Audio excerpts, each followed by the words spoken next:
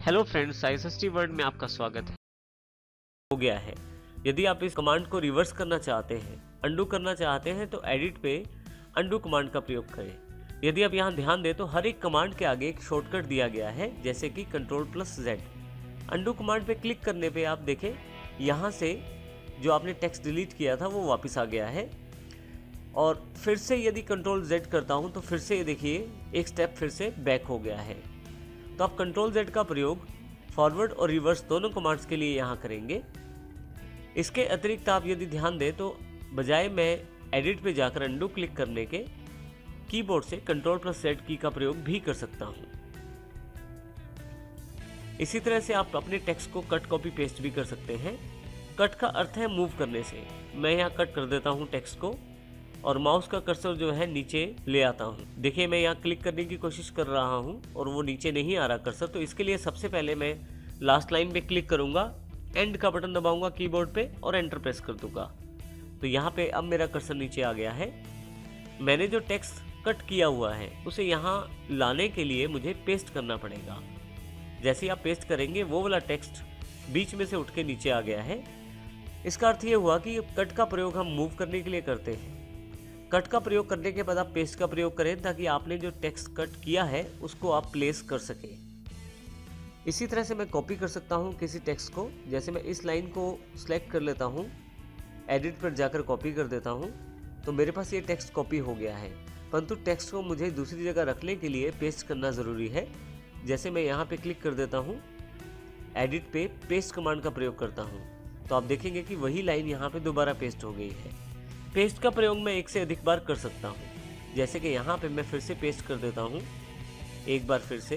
तो इस प्रकार आप पेस्ट का प्रयोग जितनी बार चाहे उतनी बार कर सकते हैं। आपके पास जो टेक्स्ट क्लिपबोर्ड पर है, माइक्रोसॉफ्ट की तरफ से एक क्लिपबोर्ड एरिया रहता है सभी सॉफ्टवेयर्स के लिए कॉमन। वहाँ पे जो टेक्स्ट रहता है वो आप कभी भी दोबारा पेस्ट कर सकते हैं जब तक आपके क्लिपबोर्ड पे वो टेक्स्ट है। जैसे कि हमारे पास प्ले, वॉच एंड लर्न जो टेक्स्ट है वो हमारे पास इस वक्त क्लिपबोर्ड पे है, तो उसको आसानी से मैं कभी भी पेस्ट दोबारा कर सकता हूँ। यदि आप अपनी फाइल में से किसी टेक्स्ट को डिलीट करना चाहते हैं तो वो भी आसानी से कर सकते हैं। जैसे कि यहाँ पे मैं इन 4 लाइनों को सिलेक्ट कर लेता हूँ। एडिट पे मेरे पास डिलीट कमांड है। यदि मैं इसे क्लिक कर दूँ डिलीट को, तो मेरे पास ये टेक्स्ट यहाँ से हट जाएगा, अर्थात मेरे फाइल में से डिलीट हो जाएगा। मैं इसे वापस ला सकता हूँ फिर से अंडू के द्वारा। शॉर्टकट के रूप में Ctrl+Z का प्रयोग भी कर सकता हूँ मैं। इसी तरह से आपके पास फाइंड कमांड का ऑप्शन है। आप चाहें तो किसी वर्ड को आसानी से आप ढूंढ सकते हैं नोटपैड में। छोटी फाइल होने पर तो सामने दिखाई दे रहे हैं वर्ड, परंतु यदि आपकी फाइल बहुत बड़ी हो, काफ़ी सारे पेजेस की हो, किसी खास वर्ड को ढूंढना मुश्किल हो जाता है। ऐसे केस में आप एडिट में फाइंड का प्रयोग करें। जिस टेक्स्ट को आप ढूंढना चाहते हैं वो यहाँ टाइप कर दें। जैसे यहाँ मैं प्ले को ढूंढना चाहता हूँ। आप यहाँ ध्यान दें कि मैंने सबसे पहले कर्सर को ऊपर क्लिक कर दिया है, सबसे ऊपर, और यहाँ पे डायरेक्शन में डाउन सिलेक्टेड है, अर्थात ऊपर से नीचे की तरफ अब टेक्स्ट को सर्च किया जाएगा। अर्थात ऊपर से नीचे की तरफ जो मैंने फाइंड वर्ड में लिखा है प्ले, उसे ढूंढा जाएगा। इससे मैंने फाइंड वर्ड टेक्स्ट बॉक्स में जो मैंने प्ले लिखा है उसको ऊपर से नीचे की तरफ ढूंढा जाएगा। यदि मैं अप की तरफ ढूंढना चाहता हूँ तो मैं नीचे क्लिक कर दूंगा ताकि नीचे से ऊपर की तरफ ढूंढा जाए। यदि मैं चाहता हूँ कि टेक्स्ट को केसिंग के अनुसार ढूंढा जाए, अर्थात यदि मैं बड़े अक्षर लिखूं, कैपिटल लेटर्स लिखूं तो कैपिटल ढूंढे जाए, और स्मॉल लेटर्स लिखूं तो स्मॉल ढूंढे जाए, तो मैं मैच केस ऑप्शन को क्लिक करके ऑन कर सकता हूं। परंतु अभी मैं इसे अनचेक कर देता हूं। मैंने प्ले लिख लिया है फाइंड वर्ड बॉक्स में, डायरेक्शन डाउन साइड पे है, और मैंने ऊपर की तरफ क्लिक भी कर दिया है। अब मैं फाइंड नेक्स्ट पे क्लिक करता हूँ। आप देखेंगे कि प्ले वर्ड जहाँ जहाँ अवेलेबल है वहाँ वहाँ सेलेक्ट किया जा रहा है।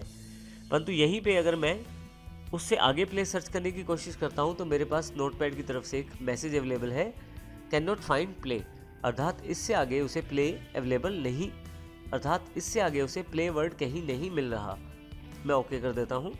अब की बार मैं लास्ट में क्लिक कर देता हूं, डायरेक्शन अप कर देता हूं और फिर से फाइंड नेक्स्ट। आप देखेंगे कि अब की बार रिवर्स डायरेक्शन में प्ले वर्ड को ढूंढा जा रहा है। इसी तरह से यदि मान लीजिए मुझे प्ले वर्ड छोटे अक्षरों में ढूंढना है, यहाँ मैं फाइंड वर्ड में प्ले टाइप कर लेता हूँ और माउस का कर्सर ऊपर क्लिक कर देता हूँ शुरुआत में और डायरेक्शन डाउन। अब मैं फाइंड नेक्स्ट करता हूँ, प्ले, यहाँ भी प्ले को अब देखेंगे कि छोटे अक्षर वाला प्ले 3rd नंबर पे आया है। फिर से प्ले, जो एक इस तरफ भी है, और फिर से प्ले। मैंने अपने फाइल में थोड़ी सी चेंजेस की हैं और प्ले को 2 बार और शामिल किया है छोटे अक्षरों में। परंतु अब यहाँ मेन बात यह है कि मैं प्ले छोटा ढूंढना चाहता हूँ, परंतु ये बड़े प्ले वाले अक्षरों को भी ढूंढ रहा है। यहाँ देखें आप। तो ऐसे केस में यदि आप सिर्फ छोटे अक्षरों वाला प्ले ही ढूंढना चाहते हैं तो आप मैच केस ऑप्शन को क्लिक करके ऑन कर सकते हैं। इसके लिए मैं फिर से देखिए शुरू में क्लिक करता हूँ, छोटे अक्षरों में प्ले लिखा हुआ है, मैच केस ऑप्शन ऑन है और मैं नीचे की तरफ ढूंढना चाहता हूँ। क्योंकि मेरे पास छोटे अक्षरों में 2 बार प्ले लिखा हुआ है तो मैं अब उसे ढूंढ कर देखना चाहता हूँ। Find next. देखिए अब बड़े अक्षरों वाले प्ले को सिलेक्ट नहीं किया गया है। फिर से फाइंड नेक्स्ट और अगली बार फाइंड नेक्स्ट दबाने पे कैन नॉट फाइंड प्ले। तो इस प्रकार से आप आसानी से बड़े और छोटे अक्षरों में भेद करते हुए भी ढूंढ सकते हैं अपने टेक्स्ट को मैच केस के द्वारा। मैं यहाँ इसे कैंसिल कर देता हूँ। इसी के साथ अगला जो ऑप्शन अवेलेबल है वो है फाइंड नेक्स्ट। फाइंड नेक्स्ट के लिए भी सबसे पहले मैं ऊपर की तरफ माउस क्लिक कर देता हूँ, फाइंड नेक्स्ट पे क्लिक करता हूँ। आप देखेंगे कि इसने प्ले को सिलेक्ट कर लिया है, क्योंकि पिछली बार जो मैंने फाइंड किया है किसी टेक्स्ट को वो है प्ले, वो भी स्मॉल लेटर्स में। फिर से मैं फाइंड नेक्स्ट करता हूँ तो अगले वाला प्ले सिलेक्टेड हो गया है। तो इस तरह से आप शॉर्टकट F3 का प्रयोग करके बाद में भी फाइंड बॉक्स को क्लोज किए बिना भी लास्ट सर्च को ढूंढ सकते हैं। यहाँ मैं देख रहा हूँ कि message can not find play आ गया है, क्योंकि प्ले 2 बार दिया गया है छोटे अक्षरों में, उसके पश्चात प्ले नहीं है। यहाँ मैं ओके कर देता हूँ। इसी तरह से मैं रिप्लेस कमांड का प्रयोग भी कर सकता हूँ। रिप्लेस में मैं किसी टेक्स्ट को दूसरे टेक्स्ट के साथ बदल सकता हूँ। देखिए जैसे रिप्लेस में मैं क्लिक करता हूँ, इसमें सबसे पहले जिस टेक्स्ट को मुझे बदलना है उसको मैं यहाँ टाइप करूँगा। मान लीजिए यहाँ पे मैं प्ले को बदलना चाहता हूँ वर्क में, तो इसके लिए फाइंड वर्ड में मैं प्ले लिख दूंगा जिसको मुझे बदलना है। रिप्लेस विद में मैं वर्क लिख दूंगा। तो अब मैं प्ले वर्ड को जहाँ जहाँ भी प्ले वर्ड है उसको वर्क वर्ड के साथ बदलना चाहता हूँ। अब ध्यान रखिएगा, अगर आप मैच केस ऑन करते हैं और छोटे अक्षर ढूंढते हैं तो सिर्फ छोटे वाले अक्षरों को वर्क में बदला जाएगा, परंतु यदि मैच केस ऑफ रखते हैं तो प्ले जितनी बार भी आपकी फाइल में आया है, चाहे वो बड़े अक्षरों में है या छोटे अक्षरों में है, सबको बदल दिया जाएगा। मैं माउस को सबसे ऊपर क्लिक कर लेता हूँ और फाइंड करता हूँ। देखिए यहाँ पे प्ले अवेलेबल है। यदि मैं यहाँ रिप्लेस कमांड को क्लिक करता हूँ तो देखेंगे आप प्ले की जगह वर्क आ गया है। फिर से मैं रिप्लेस कमांड का प्रयोग करता हूँ तो यहाँ भी वर्क आ गया है। तो इस तरह से यदि आपके पास एक वर्ड की बहुत सारी एंट्रीज हैं फाइल में, आप सबको एक साथ भी बदल सकते हैं। उसके लिए रिप्लेस ऑल कमांड को क्लिक करें। जहाँ जहाँ भी मेरी फाइल में प्ले वर्ड अवेलेबल था वहाँ पे अब वर्क वर्ड अवेलेबल हो गया है। इस प्रकार मैं एक साथ ही सारी रिप्लेसमेंट भी कर सकता हूँ। यहाँ से मैं इसे कैंसिल कर देता हूँ। एडिट में जो नेक्स्ट कमांड मेरे पास अवेलेबल है वो है गो टू के रूप में। गो टू पे क्लिक करते ही आपके पास लाइन नंबर की जानकारी मांगी जाएगी। आप अपने नोटपैड में किसी भी लाइन पे जा सकते हैं डायरेक्टली गो टू के द्वारा। यहाँ मैं लाइन नंबर 5 प्रेस कर देता हूँ और गो टू कर देता हूँ।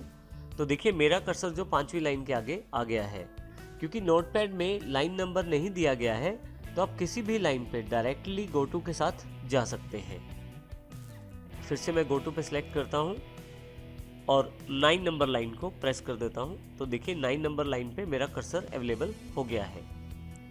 नेक्स्ट ऑप्शन हमारे पास सिलेक्ट ऑल का है। एडिट में जाकर मेरे पास सारा टेक्स्ट जो भी नोटपैड में लिखा हुआ है सिलेक्ट हो जाएगा। परंतु यदि यहाँ मैं बाहर कहीं क्लिक कर देता हूँ टेक्स्ट से तो फिर से टेक्स्ट जो है वो डीसिलेक्ट हो जाएगा। मैं टेक्स्ट को माउस के साथ भी सिलेक्ट कर सकता हूँ। इसके लिए मैंने देखे सबसे लास्ट में क्लिक कर दिया है टेक्स्ट के। टेक्स्ट को सिलेक्ट करने के लिए मैंने माउस का लेफ्ट क्लिक प्रेस कर लिया है और माउस को ऊपर की तरफ ड्रैग कर रहा हूँ और लास्ट में आकर मैं इसे छोड़ देता हूँ लेफ्ट क्लिक को। तो आप देखेंगे कि मेरा सारा जो टेक्स्ट है वो सिलेक्ट हो गया है। अब दोनों तरह से आप टेक्स्ट को सिलेक्ट कर सकते हैं। इसी के साथ यदि आप अपने डॉक्यूमेंट में टाइम और डेट को डालना चाहते हैं तो वो भी डाल सकते हैं। जैसे मान लीजिए यहाँ पे मैं नीचे की तरफ टाइम और डेट डालना चाहता हूँ। मैं पहले कर्सर को वहाँ ले आता हूँ, एडिट, टाइम डेट। आप देखेंगे कि टाइम और डेट दोनों अवेलेबल हो गई है नोटपैड में। टाइम डेट डालने के लिए आप F5 शॉर्टकट का प्रयोग भी कर सकते हैं। आप कीबोर्ड पे बनी हुई फंक्शन कीज में से F5 को प्रेस करें आपके पास डायरेक्ट ही टाइम डेट अवेलेबल हो जाएगा। इस प्रकार से हम एडिट मेन्यू का प्रयोग कर सकते हैं नोटपैड के अंतर्गत।